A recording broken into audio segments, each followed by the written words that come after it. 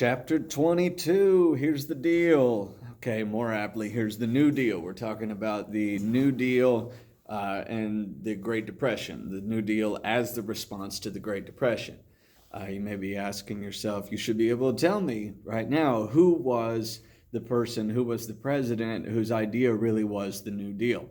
Franklin Delano Roosevelt. That's the guy who's going to be the center of most of this stuff. So, we're talking about Chapter 22 IDs. We'll start off with the Dust Bowl. The Dust Bowl really can be taken back. The causes of the Dust Bowl is really what's most important. The causes of it really stem back to World War I. When we were in World War I, the U.S. government asked farmers for just ridiculous amounts of production, huge amounts of production. Farming became very, very profitable for farmers. So what they did, often they expanded out into previously unused land. A lot of it was on the Great Plains. So when that land gets tilled up, it's grassland. It's not, there's no trees out there. There's none of that stuff. Once it's tilled up, you're like, oh, that's cool. That's great. It's very productive as long as it keeps raining. But here's the deal. Once we got to the end of the 1920s and into the beginning of the 1930s, it basically stopped raining on the Great Plains. And so it causes this just huge, massive dust bowl, and static electricity just made it build upon itself that just overwhelmed most of the Great Plains here. That was just one sign of the Depression. Another sign of the Depression is this next term that you've got on your list, Hoovervilles.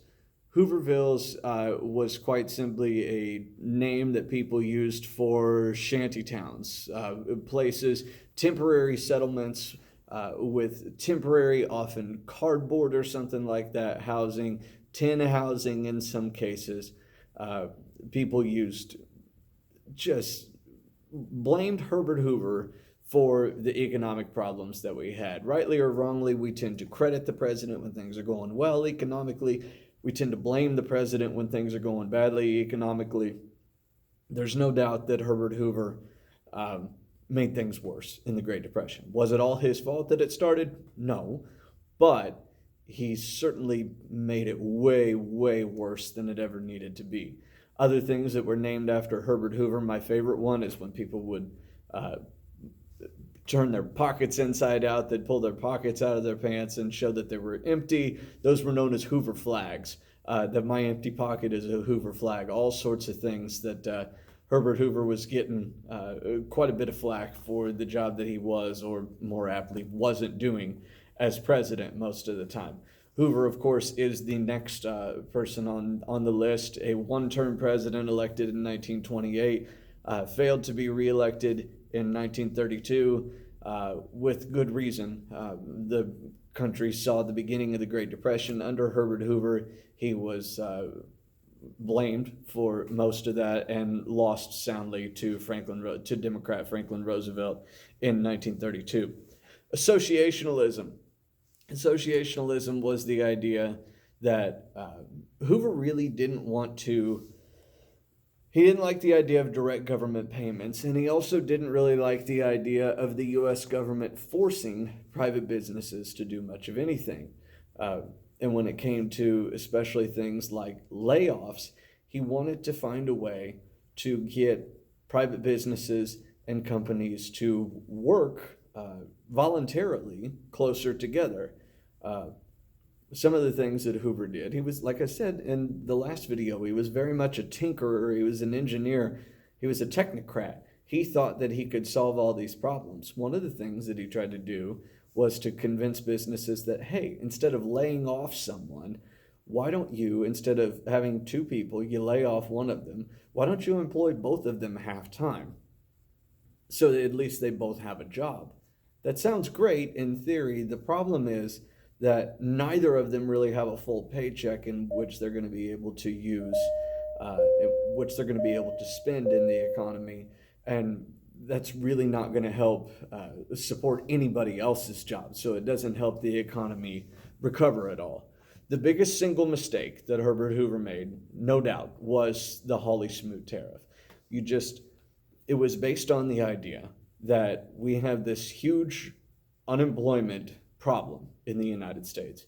and that if Americans do not have jobs, and if we continue to buy things from overseas, well, that's stupid. Why are we buying things from overseas when we should be buying things from Americans? Very much this mercantilist zero-sum idea of how the economy works. And what it did was tariffs are paid by American consumers. When the American government puts tariffs on things, those tariffs end up being paid in large part, if not in full, by American consumers. It makes our goods more expensive because it limits the supply of goods coming into the United States. Those that we still have, the prices go up on all of that stuff. And other countries then decide, fine, you're going to put tariffs on us, we're going to put tariffs on your stuff. And so then every American job that depended on exports, then those exports were subject to tariffs in other countries, and it just was a killer for world trade. World trade was docked by about 40% after the Hawley-Smoot tariff. Just a ridiculously stupid idea, and did not work at all. The Reconstruction Finance Corporation. The Reconstruction Finance Corporation ended up going well beyond Herbert Hoover's time in office. It started in 1932 in the last year of Hoover's administration, but it went until 1957. And one of the things that it wanted to make sure happened was to make money available to industries that were otherwise going to struggle, to make loans available to industries that were going to struggle otherwise, to banks, to railroads, mortgage associations, and other businesses that really needed that money. The Bonus Army. The Bonus Army was a group of World War I vets, and I know we talked about the Bonus Army when you were a freshman. Bonus Army was a group of World War I vets, and these World War I vets had been promised that they were going to get a bonus for their service in World War I. However, that bonus wasn't supposed to come until 1945.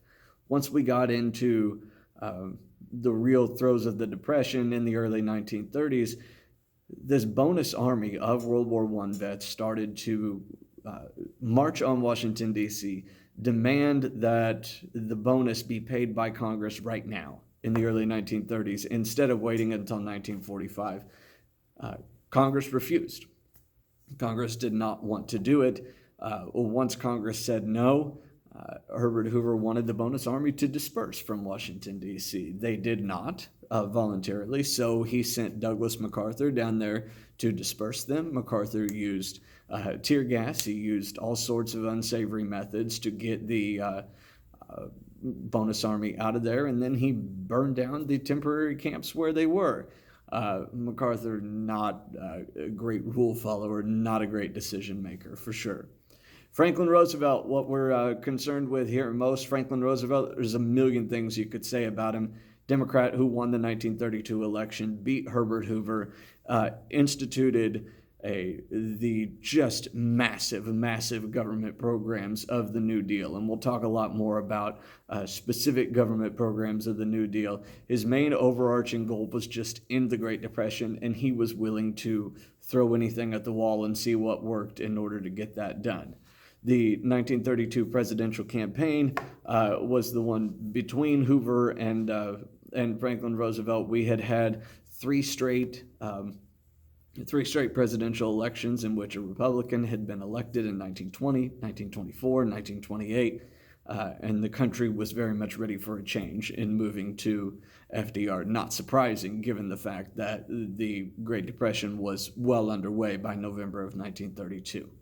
The 20th Amendment ended up being something that was passed that just changed the presidential inauguration date. It didn't end up mattering so much for any individual president because it was done while FDR was in office, but it changed the presidential inauguration date from March to January 20th. Ended up being something, it's known as the lame duck amendment because we had a long time between November and March between when a new president was elected and a new president takes office. FDR did not end up taking office until March of 1933 after he'd been elected in November of 32. And a lot of people looked at this and they go, we need to, this is not, horse and buggy day where it takes people just weeks and weeks to travel anymore. We need to get a new president in office and going much quicker than this so we can deal with crises if they happen. The big crisis that FDR had to deal with right away, right from the very beginning of his presidency, was the banking crisis. There was quite simply a crisis of confidence, a crisis of hard assets, a crisis of liquidity in banks, that people were panicking and taking all of their money out of banks. And people would go to these banks and demand that all of their deposits be withdrawn and given to them in cash. And the banks didn't have all of this. They didn't have the ability to pay out cash to every single depositor who was coming in. And so you end up just with this massive hysteria, massive panic. So one of the first things that FDR has to do is declare a national bank holiday. The Emergency Banking Relief Act really was the first thing that Franklin Roosevelt asked Congress to pass. And what it did was to shut down the banks with bank holidays for an extended period of time right at the beginning of his presidency, quite simply to get people to stop panicking and have the confidence, have the faith to keep their money in banks. Franklin Roosevelt was a master communicator, and he communicated over radio most of the time in what he called fireside chats. He wasn't actually sitting at a fireside. Most of the time he was sitting in the Oval Office and talking to the American people on radio like that. But the point is, it was supposed to be as if President Roosevelt were sitting by the fireside talking to you, trying to explain to you, look, we may be doing something that's difficult right now. We may be doing something that's asking you for sacrifices, that's asking you to have some inconvenience in your life. But here's the goal of what we're doing. Here's how we're doing it. Here's how long we hope it lasts. And here's the purpose. Here's what we want to get done out of it. That was just one of the things that was passed in the first 100 days. The first 100 days of Franklin Roosevelt's administration, were full of just huge, huge amounts of laws that were passed. Really, he had two sets of different 100 days. One in 1933 and the other one in 1935. One of the first things that was passed was the National Recovery Administration. In the National Recovery Administration, one of the underlying assumptions behind what FDR was doing here was kind of the same assumption that businessmen like John D. Rockefeller had had before, that cutthroat competition was actually destroying the economy. I would tend to argue that one of the things that had actually happened is that because of government intervention in the late 1800s, even government intervention up through World War I, that and after, through the 1920s, that really what you'd had was monopolies and oligopolies be set up and protected by the United States government. That it really wasn't competition that was causing the problems. In many cases, it was the lack of competition that was causing the problems. However, FDR's underlying assumption here is that cutthroat competition was a problem. And so he said, look, we're going to use the NRA, not the National Rifle Association, the National Recovery Administration, to bring together industry, labor, and government to create codes, standards of fair practices, and to set prices. If this sounds a little bit socialistic to you, yes, indeed, it was a little bit socialistic. So was the Agricultural Adjustment Act. The Agricultural Adjustment Act, farmers quite simply were not able to get decent prices for their products, for their livestock, for their crops. They couldn't get decent prices for anything. So what the Agricultural Adjustment Act did was basically pay farmers to not produce things anymore. What we're trying to do here is to lower the amount of supply of crops and livestock and try to get prices to go back up that way. The Supreme Court would later strike down most parts of the Agricultural Adjustment Act. A later version of it would be passed and upheld later on. One of the things that was most evident in people's lives in the first New Deal was the Works Progress Administration. The Works Progress Administration quite simply paid people to do about anything. It paid them if you were a writer, a singer, an actor, if you took pictures, if whatever, any job, they would pay you to dig a ditch. The old joke was that they would pay one person to dig a ditch and they'd pay a next person to come in and fill it in. Instead of just paying people money because they didn't have a job, the idea of the Works Progress Administration was that it's better to pay you to do anything because work gives people a sense of purpose. And I think that's very much true. Work in the Works Progress Administration did give people a sense of purpose. It employed about 8 million people. And the dangers of this is you would think, okay, so when does this ever end? If the United States government is employing people like this, when does it ever end? Well, it didn't really end. In the 1930s, the only thing that allowed the Works Progress Administration to phase itself out was World War II, which really became the thing that actually ended the Great Depression in general. Part of the second New Deal, and one of the most long-lasting legacies, it really wasn't seen as one of the most important legacies of the New Deal at the time, because it wasn't this immediate, just huge program that gave money to everybody. But now it's one of the things that we spend the very most money on in the United States. It's the Social Security Act and the Social Security Administration.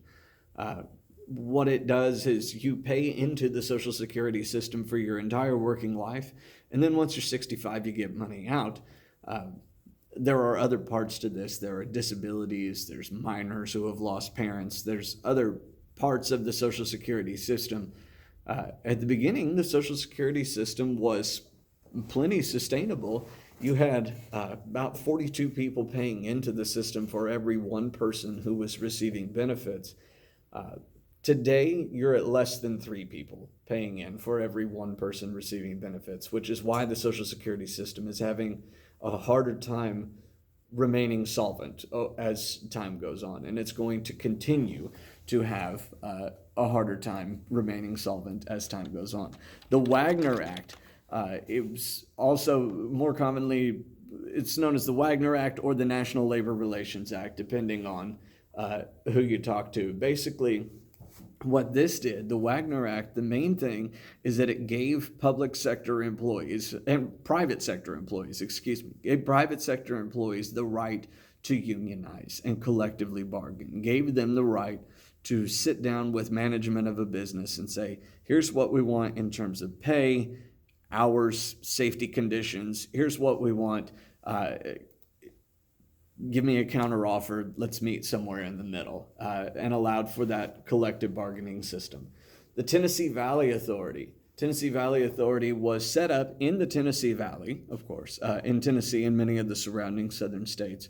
And what it did was to build a whole bunch of new dams, repair old dams. So it serves a few purposes here. One, just put people to work, right? It's the federal government paying people to have something to do. Second, flood control. Third, it gives electricity to a relatively poor region of the United States that really hadn't had access to electricity like that before this. And the 1930s really was the decade in which, by the end of it, the vast majority of Americans, whether they lived in cities or rural areas, had access to electricity wherever they lived. Franklin Roosevelt got frustrated a couple times with the Supreme Court. The Supreme Court didn't always uphold his New Deal laws, especially at the beginning. They didn't uphold them like the Agricultural Adjustment Act, like the NRA. Both of those, at least part of them, were struck down by the Supreme Court at the beginning. So what Franklin Roosevelt tried to do is to come up with a plan to, quote, pack the Supreme Court. He wanted to, quite simply, add more people to the Supreme Court so that they wouldn't strike down the laws that he signed and Congress had passed. You would think that with the huge Democratic majorities that you had in Congress, that his fellow Democrats given what politics is like today, probably would have gone along with him in doing this. They did not. They did not. This was something in which he finally received some pushback. What FDR wanted to do was for every justice on the Supreme Court who was over 70 years old, he wanted to go ahead and put their replacement on the court and phase them in. A lot of people just saw this as a naked political ploy, partisanship at its very worst, and Congress did not allow this to happen. Franklin Roosevelt's wife was quite possibly the most important first lady that we've ever had in the United States. Eleanor Roosevelt was extremely influential in the development of the New Deal, especially in the development of the Second New Deal. She was the one that often convinced FDR to go even farther, try to help even more people than he already was helping, to continue to do more to help the poor, to continue to pay attention to the desires of women, to continue to push for civil rights for African Americans, even though that's probably the one area in which she was willing to go much, much further than he ever did. Franklin Roosevelt really didn't push that much for civil rights for African Americans. Much of those advancements would come under later presidents. Finally, we get to the end of the 1930s, in which World War I is beginning in Europe. You really start to see the beginnings of what's going to become the conflict in 1938. All-out war starts September 1st of 1939 when Germany invades Poland. What you saw in 1938 that helped lead to the war was the Munich Agreement. Neville Chamberlain, the British Prime Minister, goes and meets with Adolf Hitler in Munich, Germany, because he had tried to take part of Czechoslovakia, the Sudetenland, and Chamberlain engaged in what came to be derisively known as appeasement there, giving in to Hitler, basically saying, okay, you can take this piece of land, just promise you're not going to take anything more. Appeasement really became a dirty word, but it wasn't really just Chamberlain that was thinking that. Americans often thought in the same way, that we need to do everything that we possibly can to avoid war. There is no way that, given how bad World War I was, that we need to get back into fighting another European conflict. Many Americans had this isolationist sentiment that goes right along with appeasement, that they wanted to make sure that we avoided these foreign conflicts in Europe as much as we possibly could. Like I said, World War I started in September of 1939. America did not actually get involved in World War II. I think I said World War I earlier. America did not actually get involved in World War II until December of 1941. We tried very hard to avoid sending actual American combat troops into war. Of course, as you know, we weren't able to do it. And this idea of appeasement, this pull of appeasement, this strong isolationist sentiment that was prevalent in the United States really was the thing that led us to wait so long and be so averse to getting into World War II, which of course eventually we weren't going to be able to avoid. Those are your Chapter 22 IDs.